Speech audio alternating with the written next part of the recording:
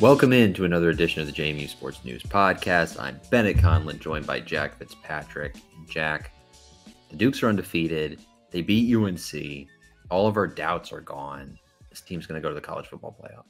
What a game. 70-50. Who would have thought that UNC could score 50 points and JMU would still win by 20, and the game was never really in doubt in the second half? Well, you kind of were you were a little pessimistic there, a little scared, little flashbacks to I think the Utah State game a year ago. But what a game it was. What a game. I think what did I say? They were going to win like 28-24, and that was the score after like a quarter. I mean, just maybe 5 minutes in, honestly. That was complete chaos. But hey, good on JMU dropping 70 on North Carolina. It's the only the only Power 4 team I think this year to allow 70. There's only like a handful of FBS teams that have allowed 70. So for JMU to score 70 on North Carolina, which had not given up more than 20 in a game prior this year, super impressive. All three faces were clicking. I mean, what a crazy game, and it seems like probably by far JMU's hardest of the year.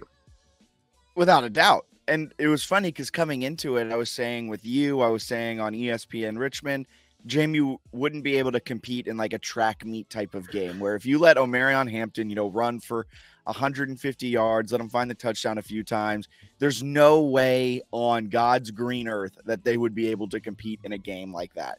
Well, not only did Omarion Hampton rush for like 146, a couple of touchdowns in there, he was doing a bunch of damage with yards after contact, his kind of calling card.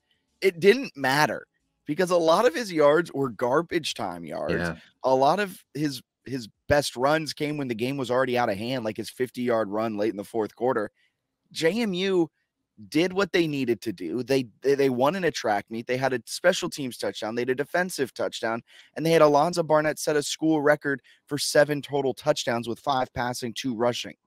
That feels like a huge storyline because there were calls for Alonzo Barnett's benching. Not by me. I was an Alonzo Barnett supporter. I was on the bandwagon. Bob Chesney's allowing me to stay on this bandwagon. We'll talk about that later. But, man, what a performance. He was viewed like as a Heisman Player of the Week by outlets. I think ESPN named him Heisman Player of the Week. He was the AP National Player of the Week. Pretty good. I tweeted this out, if Alonzo Barnett continues with this same type of production, where it's maybe not even same type of production, because that would be utterly insane, but 300 yards per game, 3 touchdowns per game, and leads JMU to maybe an unblemished, maybe a 1-loss record. Is he invited to the Heisman ceremony? Is he in the conversation for the Heisman? He's got to go crazy, and I think they have to go undefeated. Okay. But it's just insane that like we're now having this conversation here in week 4 of the college football season, 3rd game down, after what we saw out of Alonzo Barnett and this offense through the first 2 games, more so out of the offense because Alonzo Barnett really truly was never the issue based on a lot of advanced metrics, a lot of PFF grades. Alonzo Barnett has been playing at a pretty high level for the majority of this season, and it finally came all together. And what a performance by Alonzo Barnett, and what a performance by BetOnline. It's the world's most trusted betting platform and your number one source for everything football. BetOnline has every stat, every matchup, and even live odds and spreads to bet on during the games. Think you know your stuff? Get in on our $200,000 mega contest and pick 5 games against the spread every week for your chance at weekly prizes and a share at that $200K. When the game's over, head on over to the online casino, get in on a game of blackjack, poker, or unwind with one of BetOnline's over 150 slots games. Head to BetOnline today to get in on the action. BetOnline, the game starts here. But just insane. I mean, Alonzo Barnett, have yourself a game. I do have to take my hat off to you. I'd take my hat off if I didn't have the headphones on. It'd be a little too much to take the hat off. But hats off to you. 2 weeks in a row, you're writing columns on JMUSportsNews.com. You're talking about it right here on the JMU Sports News Podcast. Not to overreact to Alonzo Barnett. You got to keep with him. You got to hold true to him. And you must have been having yourself a lot of victory laps on Saturday. I was, especially because he started 1 of 6, and there was some chatter, right? There was some chatter of like, oh, wow, how stupid could you be to think Alonzo Barnett would be the guy? And then it was like, oh, really? I mean, he played out of his mind. But there's stuff that he did in the Charlotte game. There's throws that he made in the Gardner-Webb game that I don't think Dylan Morris can make. And I think Dylan Morris is like a solid quarterback, did some nice things at Washington. But like Barnett has arm strength and speed. I know for a fact, like what he does running, Morris cannot do just from all the film we've seen. And then I think passing, he can make more throws than like a lot of college quarterbacks. I think he can make more throws than Jordan McLeod. Like he's really talented and he just is getting reps. And once he gets reps, I feel like he's going to get better and better and better. And that deep ball, man, I will go out on a limb and say I don't think Dylan Morris can make those throws, because I don't think I've ever seen a quarterback outside of Russell Wilson have that type of touch on deep throws. He gives me some Russell Wilson vibes in terms of his play, especially the way he runs gives me a little bit of like Russell Wilson flashbacks, but he's got an incredible arm, not the tallest guy, but he's got an incredible arm, runs around really well. Great runner. I mean, he had 99 rushing yards. He had 388 passing yards. He didn't turn the ball over. Hasn't turned the ball over in a couple of weeks now. His turnovers this year came against Charlotte. One is where the left tackle was immediately beaten on a strip sack. Chesney says he was about to throw a touchdown. The other one was the interception where he thought Charlotte was offsides because they were, and it wasn't called. So he threw up like a 50-50 jump ball. So he's taking care of the ball at a crazy good rate. He's making explosive plays. And I know fans still want to see him hit more like those intermediate passes. Some of that is him and his accuracy. Some of that is like if the ball is slightly outside your frame, some of these guys got to catch it. Because there are a few that are like hitting hands, but they're outside the chest, and guys are dropping them. Where like he's putting up crazy numbers if the drops go down. Yeah, that first drive where he goes for like a 39-yard run on the read option. And I guess we'll transition now to the offensive just amazingness against UNC, but he has that amazing first run of the game. They have Tyler Purdy and George Pettaway out there on the field. They do the read option. Everyone's expecting, including that poor edge defender for UNC who crashes so hard in, for that run to be right up the middle for Pettaway to get that game going. Barnett pulls it, runs for 39, and then the ensuing next 2-3 plays, it's a Ymir Knight catch, which was a little low, but he catches it, goes on the ground. Then it's a Taylor Thompson drop, a Cam Ross drop, I believe. And then to me, I started having PTSD again as I'm watching it at the battleground on the campus of University of Mary Washington. And my coworkers are sitting next to me like, why are you okay? And I'm like, this is an opportunity for us to go in and beat an ACC team. And our receivers just aren't making the catches. And then they shut me up and they had everything. Noah Ruelas, shout out to him. First 50-yard field goal. I think Katie Harper tweeted since 2008 for JMU. It's insane. I got to fact check that. I'm going to fact check that now. But like, what a game for that team as a whole. We'll just spend probably the first 25 minutes of this podcast talking about this UNC game offensively for JMU. I don't think I've ever seen a coaching staff and a team answer so many questions from week to week. Obviously, they had a bye week in between, which I think was helpful. But the Gardner-Webb game, we're all sitting there like, wow, the play calling wasn't creative. The execution wasn't good. They didn't seem aggressive enough. And Chesney's like, cool. Like, I hear you. And then he came out with an incredibly aggressive game plan. I mean, they're driving down the field with that great read option you said on the first play that they designed because they thought UNC would crash, scripted perfectly. If they did get off schedule in this game, it wasn't often, but they were doing so many creative things offensively. Special teams, they go onside kick, block a punt for a touchdown. They fake an extra point truly for no reason. Like other than just like, we're going to do this because we think it's fun. And like I think the play was designed to go to Taylor Thompson and they went to Mowry, the long snapper, which apparently in practice, he didn't get one all week, which was how I interpreted that quote from Drew Kanan.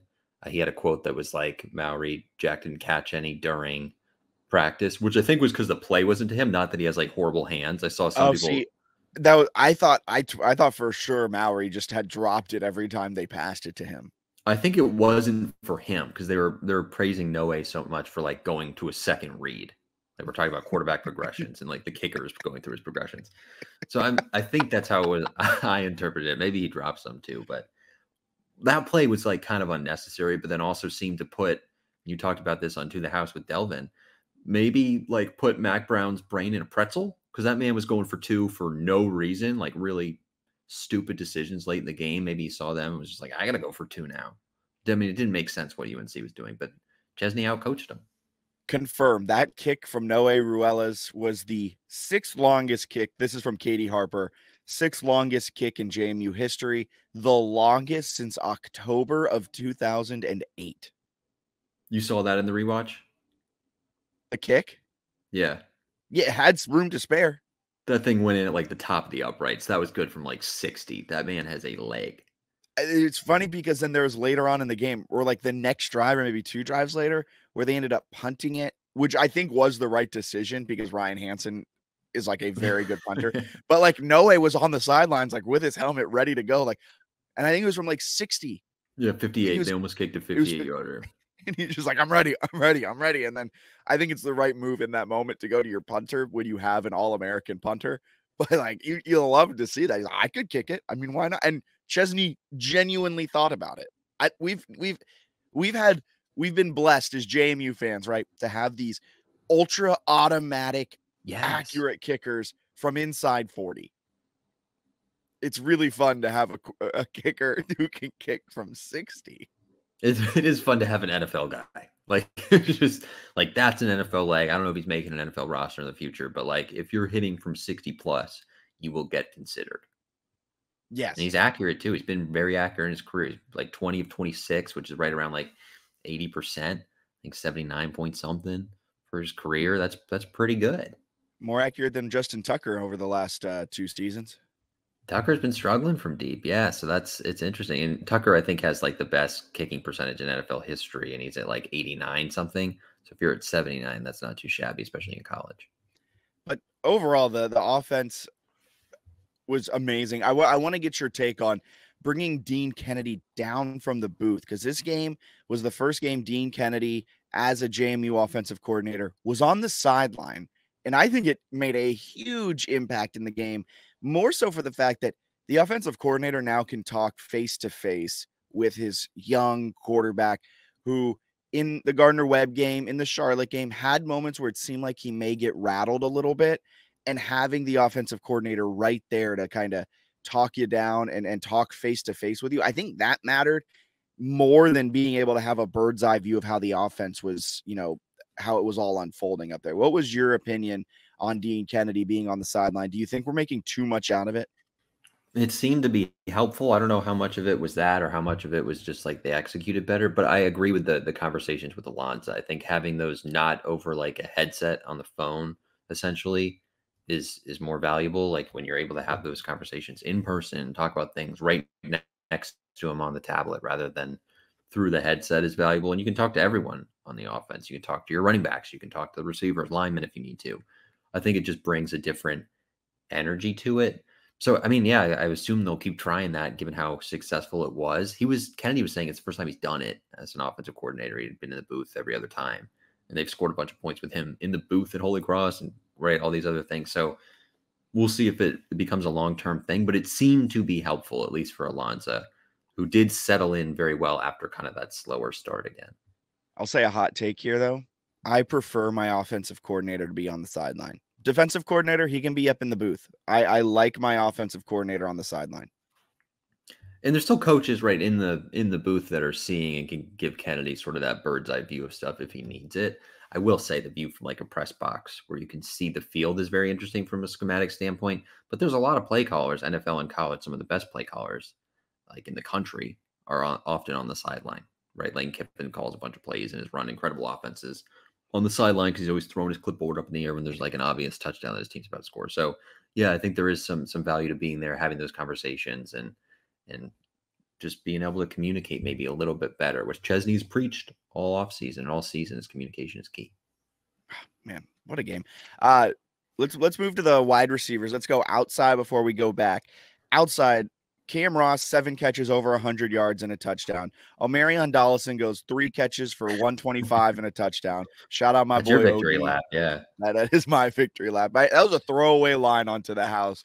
We talked about it on Monday's episode because last Monday I said, this is the game that lines up perfectly for Omarion Dollison to, have 3 catches. I said 3 catches, 120 yards and 2 touchdowns. He went 3 for 125 and a tutty. So Nice little stat line for Dollison, but it was really good to see Cam Ross start to get used in that short to intermediate over the middle type of spots.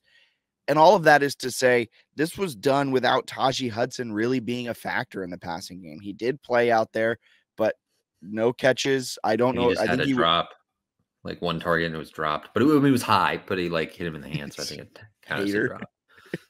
No, I'm just saying, like, if you look at Barnett's stats, like Cam Ross had 11 targets, 7 catches, and PFF said he had 3 drops. Like every time, the man's always open. Like everybody was open on the entire team. And like if a pass play didn't work, it was because they dropped it, not because an ACC defense could stop them. I was stunned by how good the receiving depth looked in this game, because we've been talking a lot about like the depth, and we're like, it's great, but maybe just play the good players. What if they're all good players? And Chesney was right, and we were overreacting to the Gardner-Webb game, because Ross was great, Dollison was great, Logan Kyle had a red zone touchdown, Taylor Thompson had a red zone touchdown, Dylan Williams had a red zone touchdown. Taylor Thompson, a.k.a. Taylor Seam God Thompson. He's really good in the seams. Nice to see Logan Kyle get a touchdown late. Not everyone saw it. I saw it after the fact. Shout out to ACC Network. But like Dylan Williams is a stud. Like his touchdown catch was behind him, and he like lays out and snags that thing.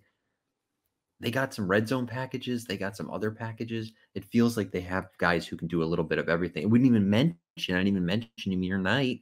5 catches for like 81 yards. He was phenomenal. With like a 48-yard catch on 3rd and 8 in the third quarter that helped like not ice the game, because I think they were up 3 scores by that point, but like really helped just push the knife a little deeper into the Tar Heels. But talking about red zone packages and the red zone plays they have, that Logan Kyle touchdown that we all missed because ACC Network cut away from the game right before the play started was a beautifully designed play, because you had Petaway come out of the backfield. He was running kind of an inside right in front of Logan Kyle, bringing it back into the middle, and it pulled the safety, or I guess it was the deep corner that was supposed to cover Logan Kyle up, because Barnett's looking over there, and you've all of a sudden flooded the zones on the left side of the field, and it was just a miscommunication, and boom, bam, thank you, ma'am. Logan Kyle wide open in the corner. Just a beautifully designed play from Dean Kennedy. I think I saw Sully said this, our on-campus contributor, in the instant reactions. Delvin said this onto the house on Monday. It feels like they were protecting some of their playbook. My pushback on that is, I don't know how much of it was them like deciding not to use that part of the playbook, and how much of it was, we have an early bye week, let's install some of our more complex concepts during the bye week. Let's do a little bit more install around then, so that those plays weren't even available to them against Gardner-Webb and Charlotte, rather than them just not doing the plays. But I mean, I guess it's all kind of the same. You actively chose not to do those plays in the preseason. So I guess at the end of the day, it's all kind of the same. But yeah, Sully said it best. I don't want to be a conspiracy theorist, is what he said, but it really felt like they were protecting part of their playbook at that point through the first 2 weeks. I think they were, and they still had plays that were set up well against Gardner-Webb that, like, if they executed, they probably win like 31-6 instead of 13-6. So they were probably disappointed with that. But they were pulling out all the stops. This was incredible stuff offensively.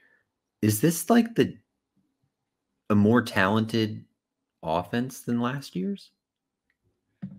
I don't know if it's more talented, because, you know, Elijah Surratt is a Big Ten receiver. Reggie Brown was an elite level deep threat.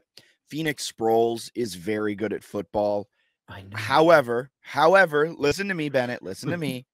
I think it is a better play called offense. I think it is a better designed offense. And I think they all have the potential to be better. I think I think they're all being played in their roles. Dollison is an elite speedster. Why would we waste his speed running 4-yard slants where he's going to get popped over the middle? No, just run. You run 22 miles an hour with pads on. Go. Have fun. We'll try to get it to you. I think they got him in the right role. Cam Ross is starting to develop into his right role, and there's potential that Cam Ross becomes very good. I think this is just a much better designed offense than last year. I would agree with that. I think they might be more talented. I think Alonzo's more talented than Jordan McLeod. And I think Jordan McLeod's very good, and he did some incredible things last year. I don't think Jordan McLeod can run the ball the way that Barnett can. Like Barnett, they ran a quarterback power for a touchdown. That's not McLeod's game. Yeah. I guess I'm so not wanting to be prisoner of the moment that I'm refusing to acknowledge this, but you might be on the right side of history with this one, where in like 3 weeks, I'm looking back and I'm like, wow, was I an idiot? But I refuse to be too much of a prisoner of the moment. We need to see it more. We need to see it more.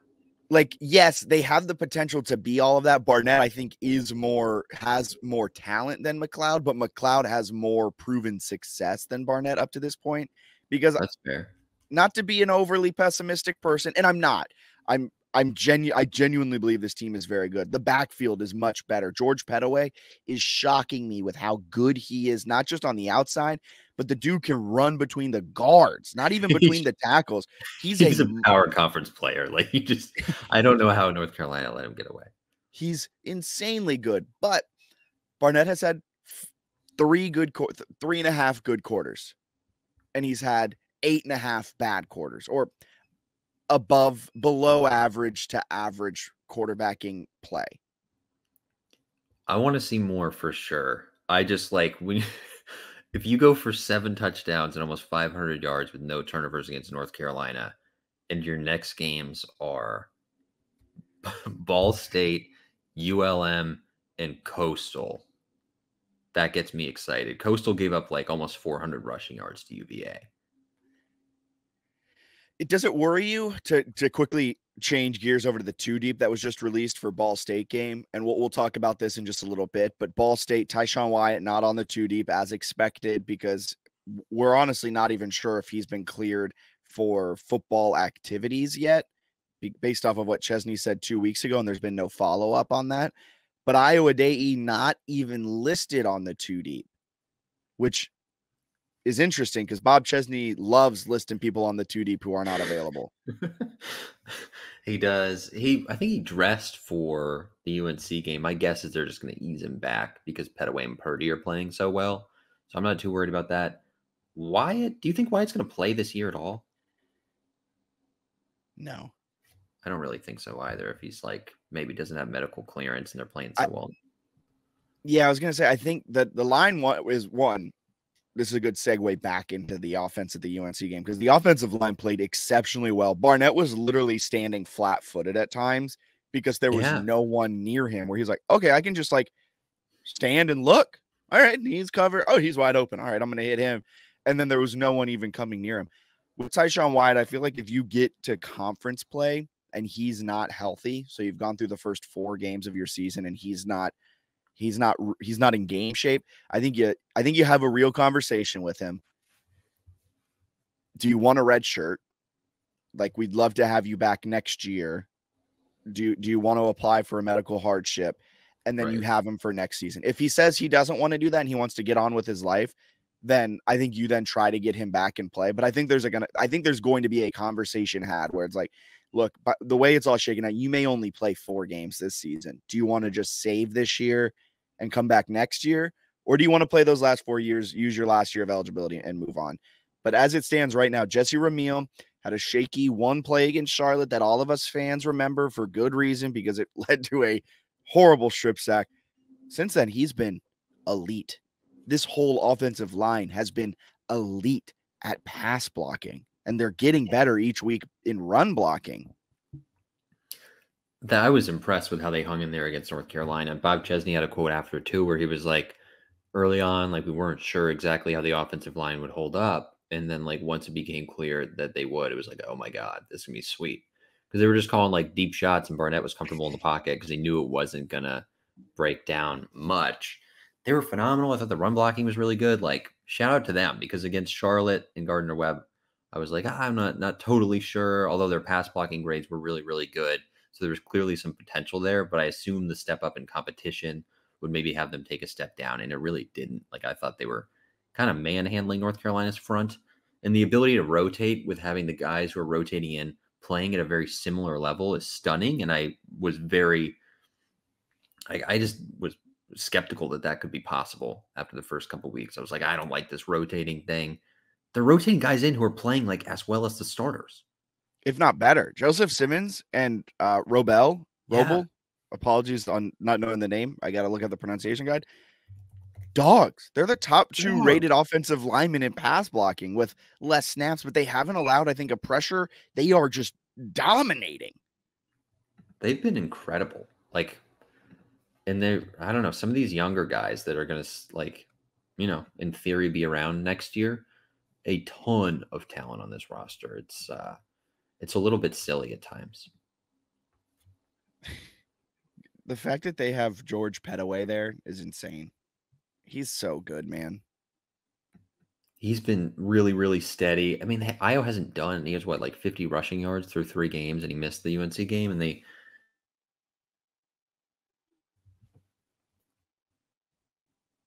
Yes, it's unbelievable. Sorry, you froze there for a second, but yeah, Robel's not less. Robel's not listed in the pronunciation guide, so I'm going to assume it's Robel. Yeah, that's. He's a dog, though. Redshirt freshman.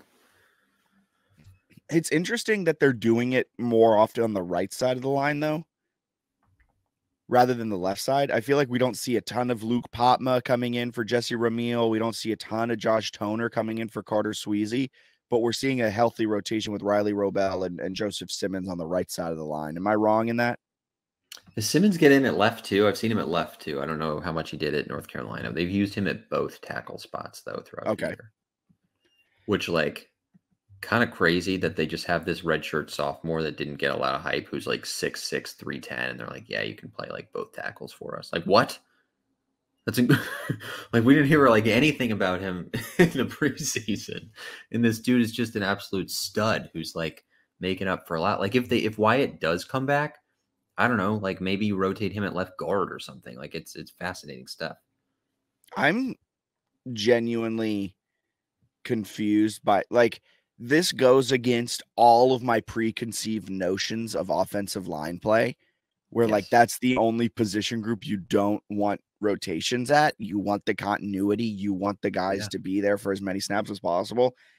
And now JMU is just like, oh, no, actually, we're going to rotate 2 to 3 guys coming in. They're going to, you know, have about a third of the snaps. And then the rest of the starters will have about 2/3 of the snaps. And it's going to work. And it's going to actually help our team in huge ways. I've never seen that. It's defense. It makes sense. Offense, it goes against everything I know. It's very confusing, but it's working. Like, they're rotating receivers, they're rotating running backs, they're rotating pretty much every position except quarterback. And it seems like, at least based on the UNC sample size, it worked very, very well. I want to see it again against Ball State. And then defensively, I thought there were some good things in this game. It wasn't perfect, but they created 5 turnovers, very good. Giving up 600 yards, less good. But like a pick 6, 5 turnovers, they have like 3 sacks or something. There's a lot to build on there. And I think we're starting to see some of those younger, like, interior defensive linemen and some of these other young guys really step up and make plays, like Michael McMullen getting some good snap counts. Who else do they keep giving? Deneau more snaps at defensive line. He seems like he's working in there at defensive tackle. Yeah, I don't know. It seems to mostly be working, although obviously you want to give up fewer yards because it is hard to replicate 5 turnover performances. And then also of note, they've kind of gone away from Torres Jones. I think he had 5 snaps in this game, so he's maybe odd man out at linebacker right now. Yeah, a little disappointing. Before we get into defense, we're going to step aside for a quick ad break. We're going to be back with AB3 apologies, and then we'll dive into breaking down the JMU defense getting the job done. All right, welcome back in. Before we talk defense, we got to talk Alonzo Barnett III, apologies. You had this great idea to put a Google form out there on our Twitter. You can find our Twitter at JMU Sports News. You can find the full list of apologies at jmusportsnews.com. It's under the football tab, and currently it's featured at the top of the website. These AB3 apologies were absolutely hilarious. They were good. Let's both read 2 of our favorites. Okay.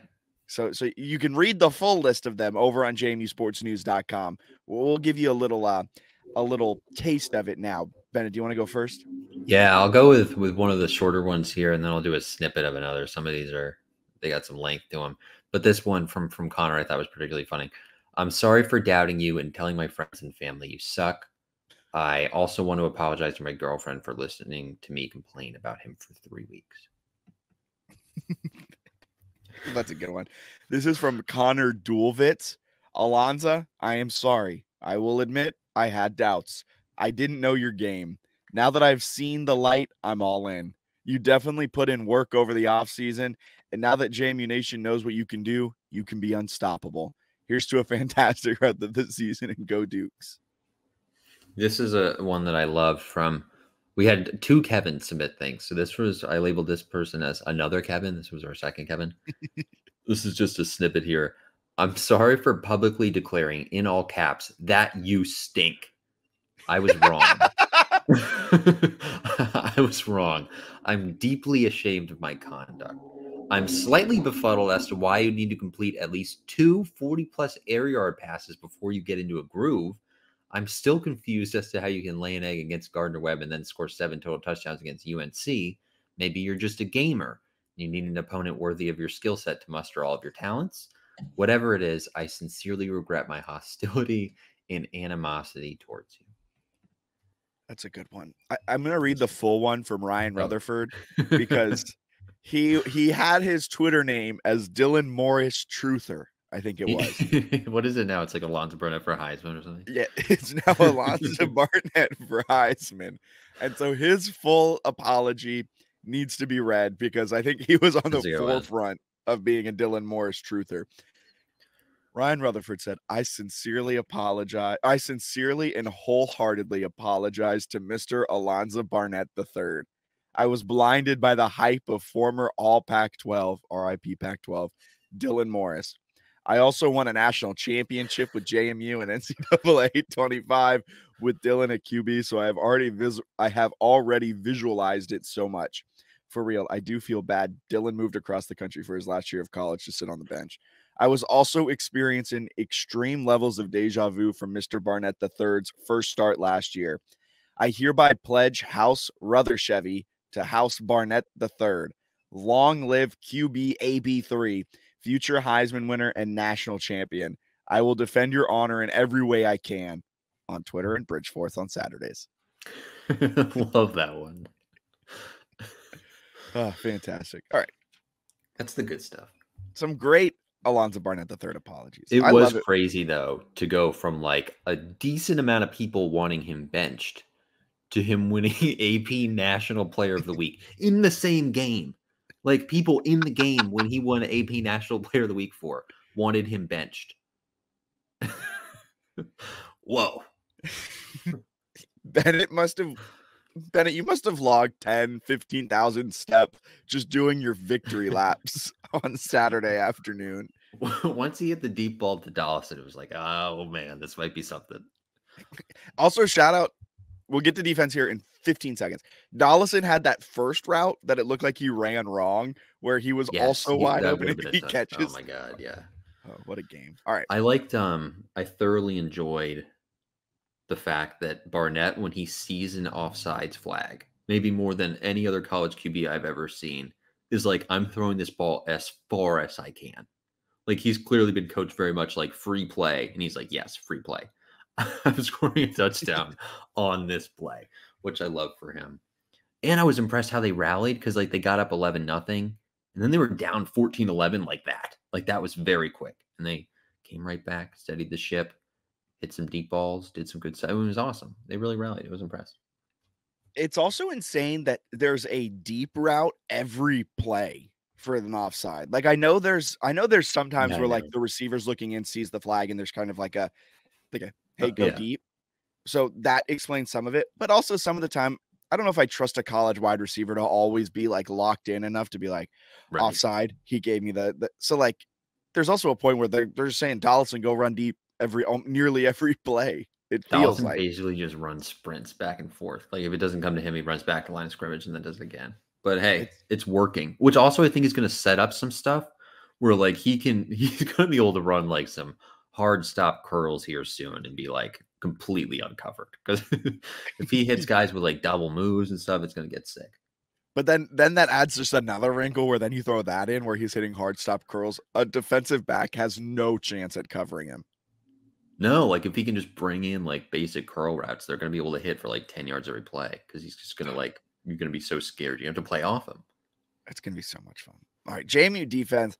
I say they get the job done because they did allow 50 points. They did allow over 600 yards of total offense. But for the most part, they got the job done. They made the stops when needed. They got the turnovers when needed. This was a game where defense was optional. Over 1,200 yards of total offense between the both teams. 616 total yards for UNC. 611 for JMU. A total of 182 plays were run. 79 for UNC. 73 for JMU.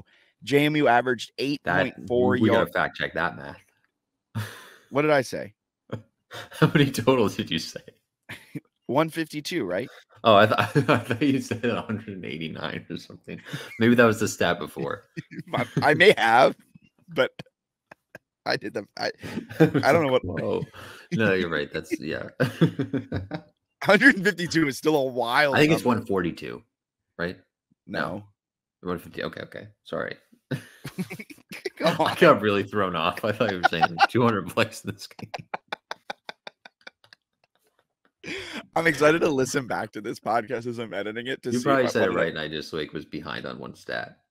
Okay, so then 8.4 yards per play for JMU, 7.8 for UNC. These are just insane numbers.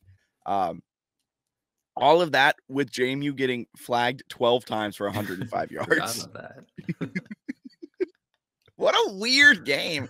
But the defense does its job. They get 5 total turnovers. What? 3 picks and 2 fumbles? I think 3 fumbles, 2 picks. Spence had the picks. I don't know if anybody else snagged a pick. Yep, 2 picks. My apologies. 3 fumbles. Spence is a monster. Took one back for a touchdown and blocked a punt. Like, my God. That was crazy. Jeez Louise. 2 picks. What an individual performance. Both of the picks are him like also believing in himself so much and like being coached where see ball, get ball.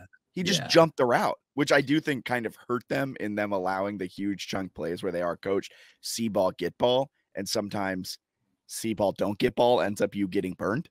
But when you create 5 turnovers, it truly doesn't matter if you allow 616 yards, because if you're winning the turnover battle by 4, odds are you're going to win the game. Yeah, Chesney put this in a crazy way in like his press conference, that not really a crazy way, but it's crazy when you think about what happened. 5 turnovers, a blocked punt, and an onside kick. They stole 7 possessions. Wow. Yeah, when you put it like that. That's insane. And they only won by 20. But like, what a crazy, and I guess North Carolina had some stolen possessions of their own with a block punt touchdown. They got a turnover of their own, but still just really incredible dynamic plays from the defense, from the special teams. But yeah, maybe you want to give up fewer yards. We'll see how that goes against the rest of the year. But you're not really going to face many offenses like North Carolina in the Sun Belt schedule from what we've seen. Yeah, most of the yards came through the air. They had 470 passing yards. They went 28 of 48, averaged 17 yards per completion, 9.9 yards per attempt, threw for 3 touchdowns as well. Jacoby Criswell, I think, is a very good quarterback as well for the Tar Heels. I think he might be better than Max Johnson. I think he is better than Connor Harrell. Connor Harrell, shout out to him, came in for one play after Criswell's helmet came off and Harrell fumbled the snap. I forgot about that. Truly that was electric brutal. stuff. Electric stuff. Brutal. But I mean, watching the game on my rewatch, I was never like, the defense is an issue. Like they were, for the most part, and also I'm thinking of it in the lens of like against a Sun Belt team, they were in the right spot. Yes. Where they would have made the play against a Sun Belt team 9 times out of 10. Now against UNC, that may have been 7 times out of 10, but like when they ran the blitz, it was a step away from getting home.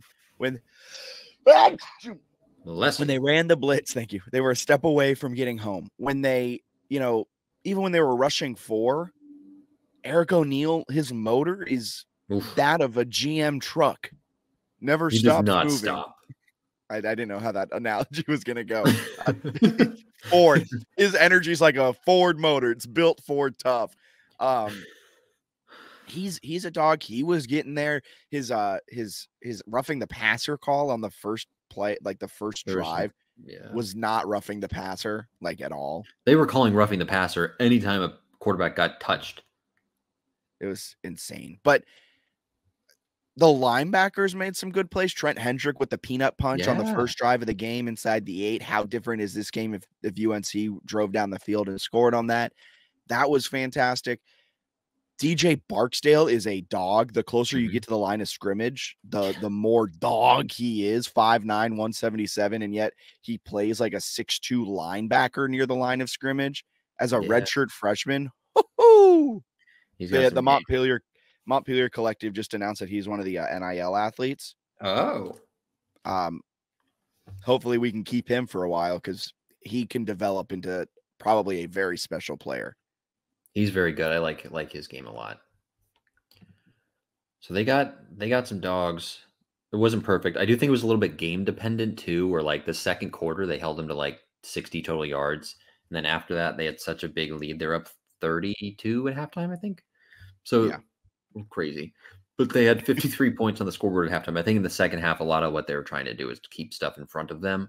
And they were okay giving up some yards because they knew that North Carolina needed to have like one of the best halves in program history to come back and win. So I think if it was it would have been different if it was like tied at half, I think.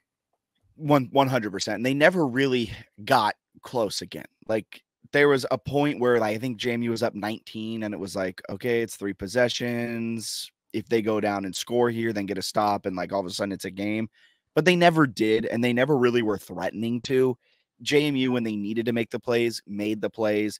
And like you said, in the second half, it wasn't prevent defense, but it was a defense where, okay, we're going to give you that 5-yard crossing route and we're going to tackle you after you gain 7 in bounds. So the clock continues to run. We don't want to give you the chunk 58-yard touchdown. So we're going to keep it in front of us, tackle you in bounds. The clock's going to run because as much as you're battling us, as much as you're trying to come back on us, you're battling the clock more. You only have 30 minutes to score 40 points and then also hold us to no points. And they didn't even do what they needed to do, because if JMU failed to score any second half points, they would have won this game 53-50. Yeah, quite the second half. I also thought JMU did a nice job late in the game. Like they were getting cooked a little bit in the secondary. And then they're like, what if we just didn't give him any time to throw and blitzed him?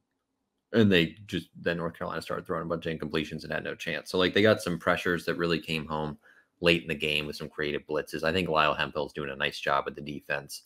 And I'm really excited to see what they can do against teams that don't have Omarion Hampton and like a power 4 level quarterback, because and an NFL tight end. Yes, because Ball State, ULM, others fall into that category of not having those things. I would argue most of the Sun Belt this year falls into that category. App State doesn't look as good as I thought they were going to look. We avoid South Alabama this season. We'll see if they're truly a wagon, because they do have 2 non-conference. Well, it doesn't matter. We don't play them. Yeah, but I'm not. Some people are like, oh, I'm scared of seeing them in the championship game. It's like, why? I'm more scared of Texas State still. Texas State seems good. If like that's my guess for the Sun Belt Championship would be JMU Texas State at this point. Although Louisiana, I think, still has some game. Louisiana is still ranked pretty highly in the S&P 500, the S&P Plus by Bill Conley. I think JMU is the highest Sun Belt team. Louisiana is about 10 spots behind them for the second-ranked Sun Belt team. JMU notably in the SP Plus by Bill Conley over at ESPN, right in front of Liberty, and they're the 4th-ranked non-P4 team. And you got to say it like that because Washington State is ranked in front of them. Yeah, but they can't get the auto bid for the playoff, so they're irrelevant.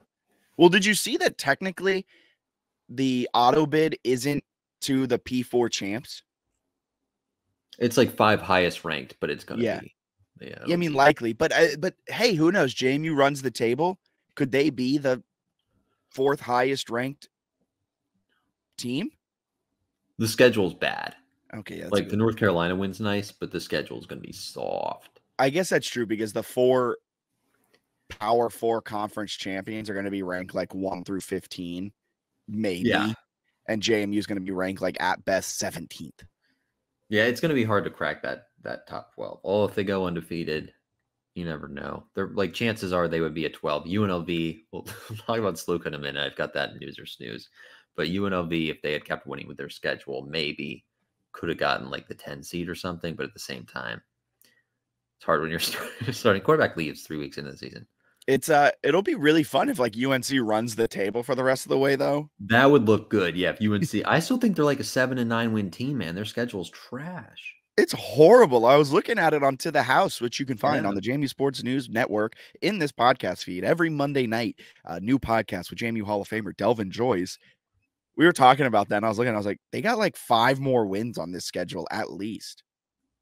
Yeah, they don't. Who do they miss? They miss Louisville, Miami, Clemson, and they get Florida State. Yeah, they get it. Like that was their one. Like coming into the year, it was like, ooh, that could be tough. Now it's like, wow, Boston College could be their toughest game left. So they should win. Yeah, it would be a shock if they don't win 7-9. So maybe Mac Brown can take a deep breath. We'll also get to that in news or snooze.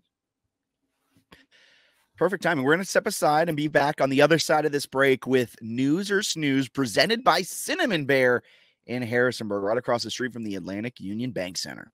Welcome back into the JMU Sports News Podcast presented by Bet Online. It's time now for everyone's favorite segment. Can I get a drum roll, please? Fantastic. News or Snooze presented by Cinnamon Bear Bakery and Deli. If you're in Harrisonburg, next time you're in Harrisonburg, check out the Atlantic Union. Check out Cinnamon Bear across the street from the Atlantic Union Bank Center. It's family weekend this weekend. Ball State's coming into town. If you're a student listening to this, take your parents to Cinnamon Bear. It's absolutely fantastic. It's not as busy as Jay's, but it's better. It's better. So check out Cinnamon Bear across the street from the Atlantic Union Bank Center. All right, this is a good week. We're going to start with the Sluka news because I think it's fascinating. So which I'm calling it news already. So I don't know if you can snooze it, but you could. Okay. So this is news. G5. This is G5 news. Relevant. News. This is Bob Chesney, Holy Cross relevant. Matt Sluka, who was a darling for JMU fans in the offseason portal window. The Holy Cross transfer goes to UNLV. He leads them in some capacity to wins over Houston and Kansas. They're 3-0 right now. They are the second highest ranked group of 5 team in the AP poll. They're unranked, but I think they're second in votes behind Boise State, who they'll play later this year. They still have a game with Syracuse. Sluka post last night at like 1 a.m. Eastern or like 10 a.m. his time in Vegas. 10 a.m.? Sorry, 10 p.m. Yeah, 10 a.m. Time zones are crazy. People don't realize that. 10 p.m. his time in Vegas. And he says that he is redshirting the rest of the season because UNLV essentially didn't fulfill certain obligations that I guess he felt were agreed upon when he committed. Essentially, right, without saying it specifically, something didn't go quite correct with an NIL deal. It's my understanding, pretty much everyone's understanding. News or snooze? Newsworthy. And I think the even more newsworthy part of this is now UNLV sources, leaks, whatever it may be, or like dragging his name through the mud. They are just like, he's quitting on the team, which he kind of is, but we'll get into that in a second. Like he's quitting on the team. He's this horrible person, blah, blah, blah, blah, blah. And it's just like, goodness gracious. I see why he wanted to leave if this is the type of culture UNLV has. Just a mess. Like, regardless of what happened, whether he wasn't paid or whether he was, I find it hard to believe though that he was searching out like a big NIL bag. He's in the 2 Power 4 wins. He threw for like a combined 150 yards. It was 13 of 31. Like he's an incredible runner, fun player to watch, but he's still developing quite a bit as a passer. What Power 5 team in week 4 is contacting him being like, hey, next we're going to get you season, a huge bag, man. We love this like 40% completion percentage you have against P4 team. Like, I think he's a fun quarterback, but I don't think he was demanded some increase in NIL value. So I find that kind of hard to believe. Maybe there was like an incentive-based deal that he wasn't getting paid. So It's a mess, though. Parker Fleming, who does Stats of War, who is College Football Graphs, the EPA guy that we really like to use him in Game on Paper. They have fantastic insights. But he tweeted, it's possible that, and it's like a 4-thing tweet. It's possible that Sluka accepted an incentive-based plan, assuming a certain style of play. It's possible that a team style of play looked very different than it has in the past. It's possible that a QB missed out on money. He considered that it was more so like a guarantee to earn. And then the school technically fulfilled all of their obligations, but Sluka feels like they didn't. And I think that's the most likely one. He doesn't have sources. He's just kind of, he's a nerd. He look into the stats. So when he says, a team style of plays look different than it has in the past, he knows what their style of play was last year. He knows what their style of play is this year, and it's not adding up.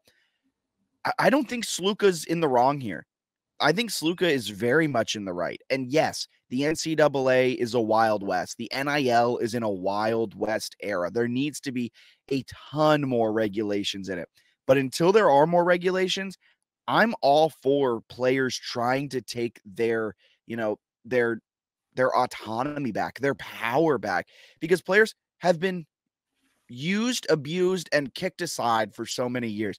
If Sluka came into UNLV being told this is what can be expected, maybe not even guaranteed, but like what can be expected, and you don't fulfill on that, and he had other offers that were similar, and he knows that if he hits the open market again, maybe he's not going to make as much money, whatever it may be, but he can go and test the open market again and take your power back, players. Like, I don't think Sluka's in the wrong at all.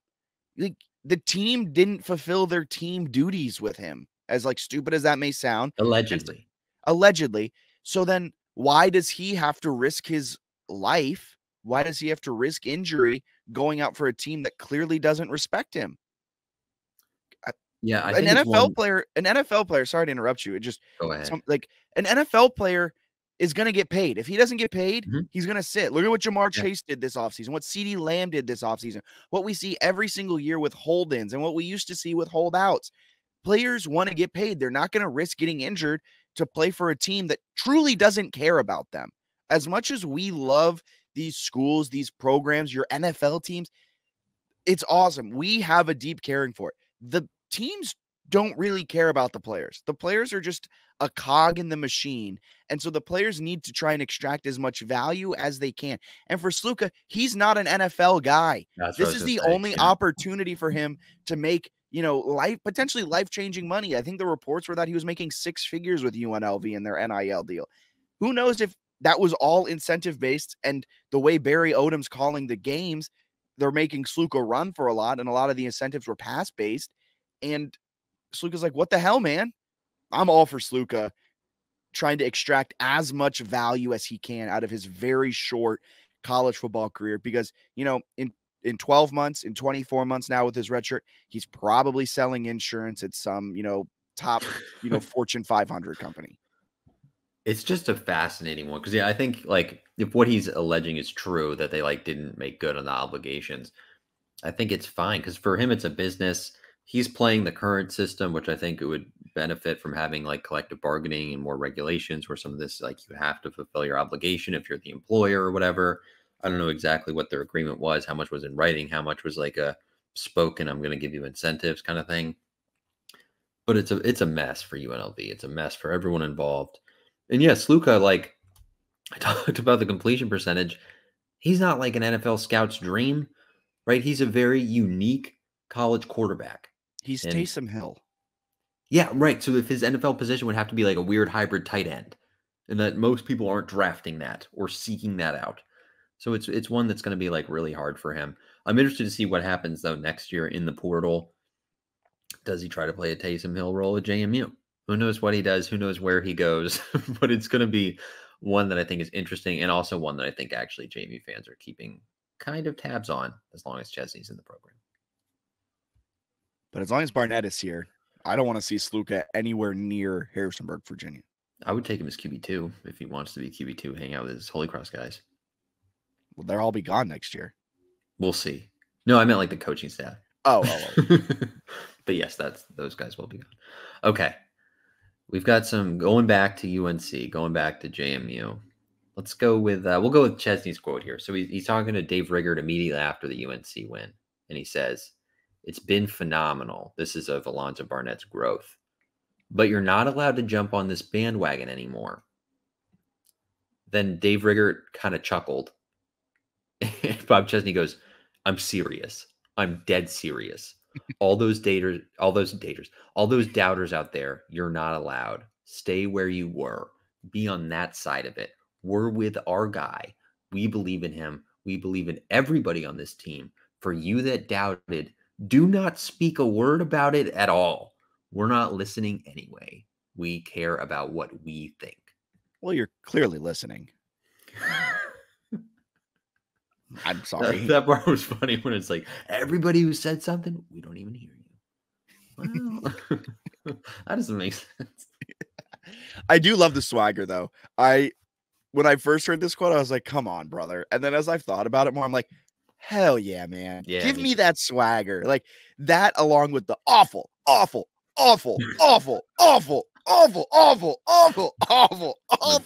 Your holy goal.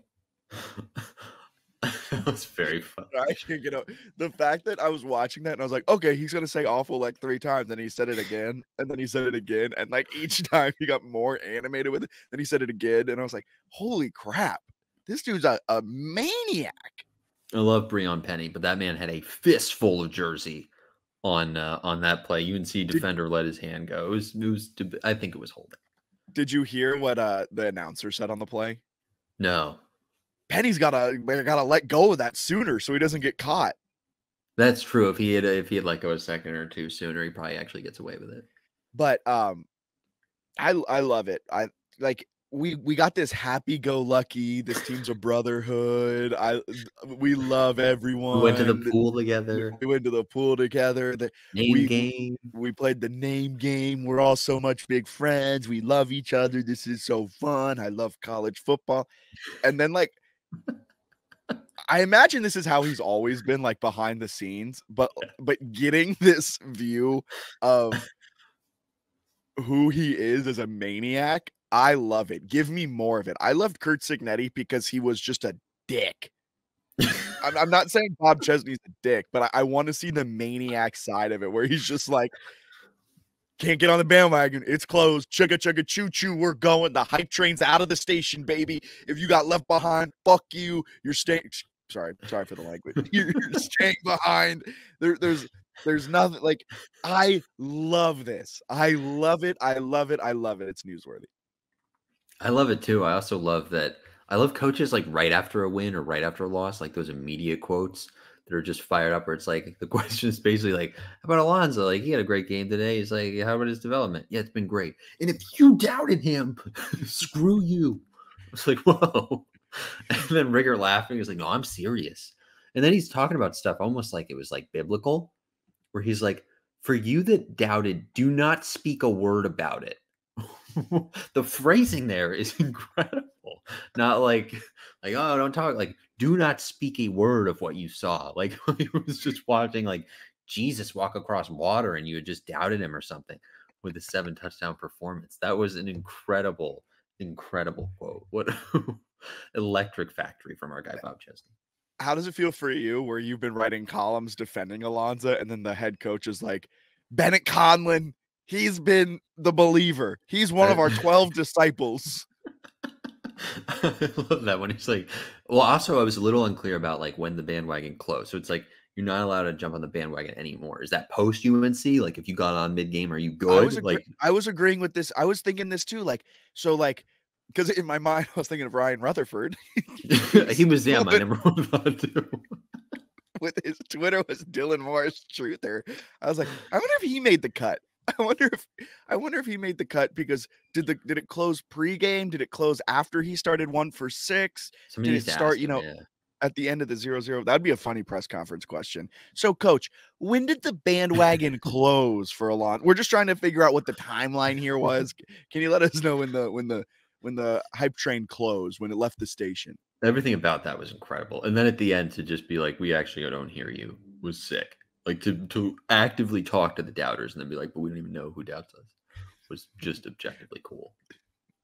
All right. Quote number 3. And this is sort of a two-parter here because this story was just hilarious.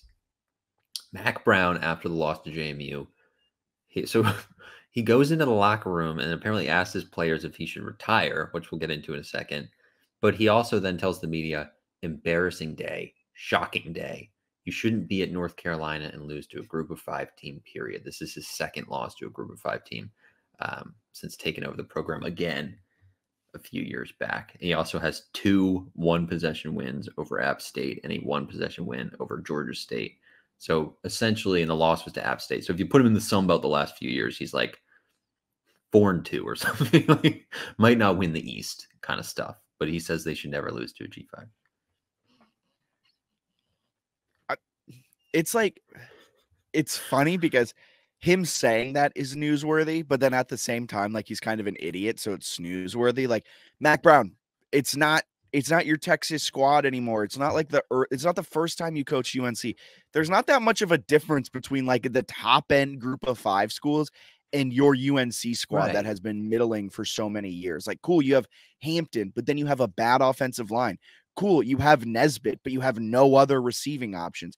You haven't been able to field a competent defense since you retook over North Carolina a few years back. Like, brother, there's not much of a gap between the JMUs of the world and the UNCs of the world. Now, there's a big gap between the Georgias and the JMUs, but there's arguably just as big of a gap between Georgia and UNC. Yeah, I wouldn't agree that they can't ever lose to a G5. I kind of get him saying it after the fact because like you probably shouldn't get 70 pieces if you're trying to be like a competent ACC team by anybody. But like especially a team that scored 13 against Gardner-Webb is a tough look for him. So I get that aspect of it, but that was hilarious. And then this man was so shook from this defeat, he truly asked his team post-game if he should retire, which is one of the craziest things I've ever heard. And then I guess he was saying that he said in his media then this week that the majority of them said no, or like the overwhelming amount. It was like, were some of them saying yes? He was like, the overwhelming amount of people said that no, it's okay. So were there like 5 players in this team who were like, coach, get that F out of Hampton sitting there. That's crazy. Just get out of here, man. That's also newsworthy. What a weird guy. What an insane human. JMU broke him. JMU has also broken like UNC fans too. That I've never seen a crowd like that after halftime. It was empty. They were playing in front of like essentially an empty stadium for the second half. What Delvin said, it was like a spring game onto the house. He was right. It felt like it was like some sort of weird spring scrimmage. You heard the JMU chants loud and clear the entire second half. It was probably why the ACC network cut. They're like, we can't hear JMU fans cheering at an ACC school. And then they cut to a Virginia Tech team that was like imploding on itself against Rutgers. I don't know if people had a chance to see that Kyron Drone's safety, but if you haven't had a chance to watch that video, I'd encourage you to check it out. I think you tweeted this. They then cut to the Virginia Tech intros. Like, yeah, I was just them talking about Virginia Tech. Normally, like, best practices as someone who worked for CBS Sports Network and has had to deal with these types of jumps when a game's going long. Typically, the kick gets pushed back a few minutes, and then if the first game still, or I guess in basketball, this is how we did it. The tip got pushed back a few minutes, and then the game that was ongoing would either normally the second game would just start on the app. And then if it was by some wild thing that you had to jump to the other game, you would jump right at tip. So there'd be no pregame. The fact that they went to intros when like you still had another 10 minutes before the kick came. And if you had kept it on JMU UNC for the 10 minutes, the game probably would have finished. That was something, man. That was very, very funny, though. Just to ACC Network being like, we got to get out of this. They're about to put up a 70 burger. They didn't even warn it. They didn't even warn it, right? Like they weren't. No warning. Coming up soon, we're going to be going to the Virginia Tech game. So catch the end of this game on ACC Network. They were like, and a run down to the 15. And The rest of this game can be caught on ACC Network Extra. We're going to Virginia Tech. And it's like, what is happening? I've never seen that. That was crazy. This is one of the funniest games that I can ever. It's up there with like Utah State in terms of some of the just absolute nonsense that went down. What a good time. All right. Anything else you got to add on football? No, they play Ball State. I feel like the focus of the Ball State game. Forgot we didn't even preview Ball State. It doesn't matter. I feel like the focus is like don't overlook them, and then try to wrangle their tight end because their quarterback's pretty accurate. He's a decent passer. They got a 6'7" tight end who's really good. Taylor Thompson is like of all the JMU players, like might say too much. Like he might be like the least media trained in the best possible way. Taylor Thompson? Where they asked him in the like weekly press conference, they're like, I think they said something about like they gave up a lot of passing yards last week. Is that something like you think you can take advantage of? And he was like, the funny thing is the week before they gave up like 400 rushing yards. So we feel like we can attack everything. I was like, oh man, like this could be an ugly one. I think they're like 3 touchdown favorites essentially. So a loss here would be stunning. Can't overlook them, but there's a lot they can take advantage of. Ball State is not a great MAC team. Yeah, Taylor Thompson was also funny at JMU Football Media Day where it's like, how'd you pick JMU? And he goes, well, no other schools called me. So I was just kind of like, I had to go to JMU. And it's like, all right, fair. Normally, like, a player like juices that up a little bit. But why'd you leave Charlotte? Well, Biff Poggi came in and didn't call me. So I just kind of got the hint. It's like, hell yeah. Just obsessed with that quote of like, you see stuff in the passing game. Funny thing is they suck against the run too. They've lost, just so everyone's aware, they're 1-2. They squeaked out a win against FCS foe Missouri State 42-34. Then the next week they backed it up with a 62-0 beatdown at the hands of the Miami Hurricanes. And then they lost by 3 at Central Michigan. This will be their 3rd straight away game before returning home against Western Michigan. They give up a lot of points. They give up. Their defense is not very good. Their offense is fine. Like putting up 30, 34 is fine. 42 is good. The goose egg's going to hurt kind of like the stats that you look at, but that's against a Miami team that's a college football playoff type of team. So you kind of got to throw that out. Against similar opponents, they put up over 30 points. They have a quarterback who's only thrown, I think, 2 interceptions. He takes care of the ball really well. Their defense can get got. But, I mean, if you can just slow down their tight end, which JMU has had a history of going up against good tight ends and being able to shut them down. Granted, that was a completely different coaching staff, but, like, I trust Lyle Hemphill will know how to, slow down a 6'7", 250 tight end. Yeah, I'm excited to see that matchup. Should be an interesting game. And then Ball State also has one of their more interesting players. Their starting quarterback last year, I think his last name's Kelly. Yeah, Kalel. Still here. They moved him. I think it started freezing. They moved him to corner, but they've also used him at receiver and given him like direct snaps. So he's just an athlete, and they're like, we need to play him as much as we possibly can. Yeah, he started like the last 4 games of the season or something like that. The team went 2-2, but like their offense found a new rhythm. And then they moved him. He didn't even compete for the quarterback position this year. They're like, no, you're going to defensive back. And this Caden Simonza, redshirt freshman, had a few snaps last year. And then he came in. I think he was the technically QB2 coming into this season, but he won the starting position over Chase Harrison and Aiden Leffler. You got your Phil Steele out? I do. I was reading Chase Harrison's a transfer from Marshall, and I've never even heard that name before. But yeah, they got a running back. Winnable game. They got a running back named Maximus. Their offense is kind of sneaky fun. I think it's a good test for the defense. And then this is a really good barometer of like how explosive and good JMU's offense really is, because they've given up at least 30 points to Missouri State, Central Michigan, and then Miami scored 62. So like if you're, putting up a Gardner-Webb offensive showing, there's some concerns again. But if you go out, score 30 plus, whatever, you could look pretty good in this one offensively, I think, as Taylor Thompson said. The run defense will be tested. Braden Sloan's a pretty good running back for them as well. Hasn't really found his rhythm to start the season, but was 4-team all Phil Steele in the MAC. It's funny that he does 4 teams. No one else. Yeah, it's like he's like an eighth team all MAC. He's the 8th best running back in the MAC.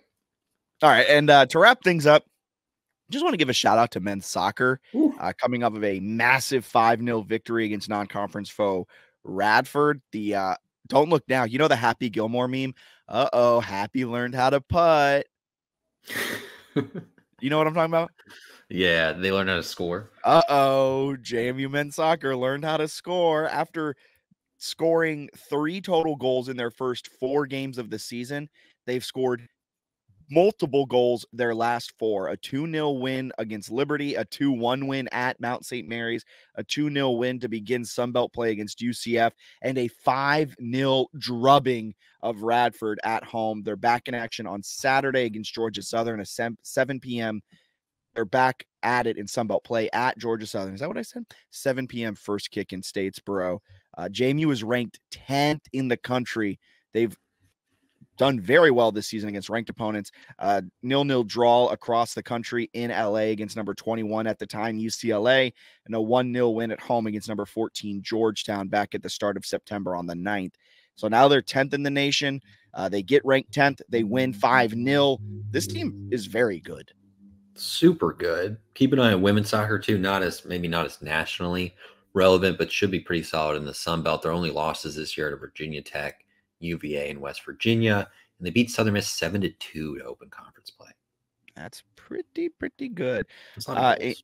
And women's golf, they'll wrap up play at the Cavalier Regional. Heck yeah. Field hockey also, MACtion has started. They're 1-0. They beat the defending MAC champion Miami, Ohio at the end of last week. So I'm excited to see if they can win a conference. They got something to actually play for instead of sort of being in independent no man's land. Heck yeah. All right. For Bennett Collin, I'm Jack Fitzpatrick. Thank you so much for tuning in to the JMU Sports News Podcast presented by Bet Online. You can find all of our written content at www.jmusportsnews.com, and you can check us out on Twitter, Instagram, Facebook, and YouTube, JMU Sports News. If you're not already, subscribe on YouTube, subscribe to the podcast.